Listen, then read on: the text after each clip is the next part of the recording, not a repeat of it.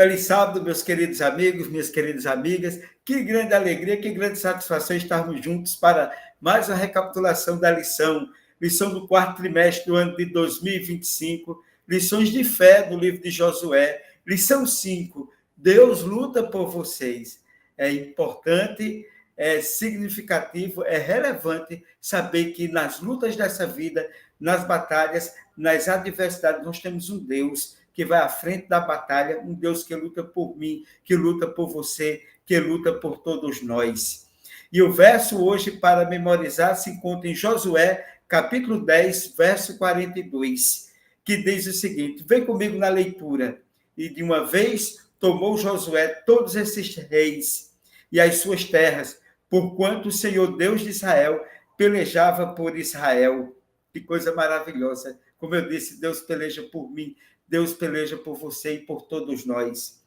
A quinta lição do quarto trimestre do ano de 2025, meus queridos, nos ensina sobre como Deus luta por nós. Uma verdade que se revela de maneira poderosa naquilo que Deus revelou, naquilo que Deus mostrou, naquilo que está apresentado no livro de Josué, que foi narrado por Josué, no 6º livro das Sagradas Escrituras. Esse texto sagrado não é apenas uma narrativa histórica, mas também um guia espiritual que nos convida a refletir sobre a natureza de Deus e sua atuação em favor do seu povo naquele contexto histórico e ao longo da história da humanidade. Meus queridos, através dos eventos registrados, aprendemos sobre a justiça divina, o livre-arbítrio e a paz que somente em Cristo ele pode nos oferecer. E o primeiro ponto da lição nos aborda sobre as iniquidades dos cananeus. O contexto da conquista de Canaã revela a iniquidade profunda dos cananeus, que é exatamente estudado, pesquisado também pela arqueologia. Os cananeus eram conhecidos por suas práticas idólatras e imorais. Esses povos adoravam deuses pagãos, sacrificando seres humanos, inclusive crianças, em rituais macabros. Você já imaginou todas aquelas pessoas sendo criadas naquele contexto, vendo aquilo ali, cresciam da mesma forma que viam os seus pais e seus descendentes. E, meus queridos, a destruição dessas nações foi, portanto, uma resposta de Deus à corrupção moral que já se consolidava naquela região.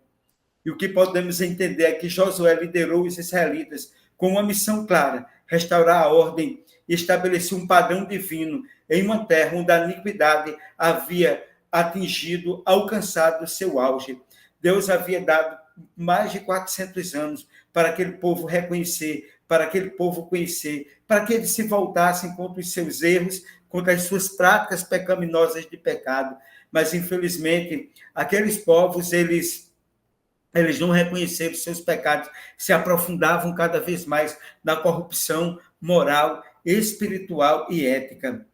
E, nesse sentido, o segundo ponto da lição nos traz sobre o juiz supremo. E aqui nos traz exatamente Deus é apresentado no livro de Josué como o juiz supremo, que decide o destino das nações com base em sua justiça perfeita. Os cananeus foram alertados sobre os juízos que viriam sobre eles, e mesmo assim persistiram em seus caminhos ímpios. E como eu falei anteriormente, a própria arqueologia nos revela, nos ajuda a compreender a natureza histórica, a natureza do pecado desses povos. E Deus, como juiz supremo, executando em um processo em que nós tínhamos não uma monarquia, mas nós tínhamos um processo teocrático, onde Deus ele era o juiz supremo, onde ele era o administrador. Ele usou o seu povo para executar os seus juízos. Assim como Deus executou o seu juízo no processo conhecido como o dilúvio bíblico, e nos dias finais da história desse mundo, Deus também executará o seu juízo. Aqui o povo de Deus foi instrumento nas mãos dele para executar o juízo naqueles povos que tinham sido alertados sobre os seus pecados, sobre os seus desvios, sobre a sua violência, sobre os maus tratos. E, nesse sentido, a história de Jericó, a queda das muralhas de Jericó, simboliza não apenas a força militar dos israelitas, mas, acima de tudo, a intervenção divina em favor do seu povo. E, nesse sentido, é essencial reconhecer que cada vitória de Israel era precedida pela ação soberana de Deus, que lutava ao lado do seu povo, com o seu povo, à frente do seu povo e por seu povo. Isso é maravilhoso. Terceiro ponto da lição: desapropriação ou aniquilação. Um dos debates mais complexos que surgem ao estudar a conquista de Canaã é a discussão existente entre a desapropriação e a aniquilação. Enquanto muitos veem a ação de Josué como um ato de despojar as terras dos cananeus, outros argumentam que a destruição total dessas nações era necessária para evitar a contaminação da fé israelita. Não é que as pessoas que viviam naquele contexto não tivessem oportunidade, eles tiveram oportunidade, eles tiveram tempo.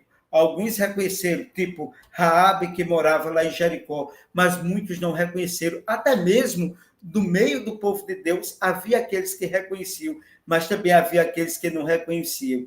E é importante registrarmos que essas questões nos levam a ponderar sobre a natureza da justiça de Deus, da forma como ele lida com a desobediência, lida com o pecado, lida com a vaidade humana, com o espírito de rebeldia do ser humano. E é importante registrar, no entanto, ressaltar que a intenção divina sempre foi buscar um relacionamento restaurador com a humanidade. E, infelizmente, nem todas as pessoas, a maioria das pessoas não buscam estabelecer esse relacionamento. E no quarto tópico, aqui da lição nos traz, a questão do livre-arbítrio está intrinsecamente ligada à mensagem de Josué.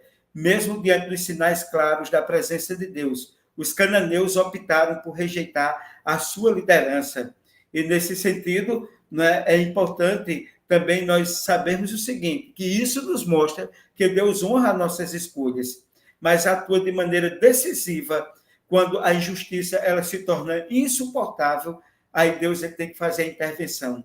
A liberdade de escolha é um presente divino, mas também ela traz consigo a responsabilidade pelas consequências das decisões e aquilo que elas vão acarretar em cada pessoa, em cada grupo de pessoas, em cada nação no passado e na atualidade.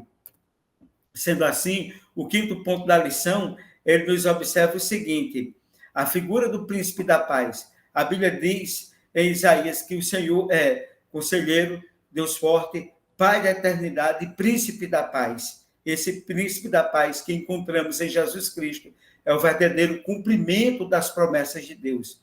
Enquanto Josué conduziu os israelitas em batalhas físicas, Deus nos chama, nos conclama para uma batalha espiritual no grande conflito dos últimos dias da história do seu povo. Mas saibamos, todos nós, que o Senhor batalha por todos nós.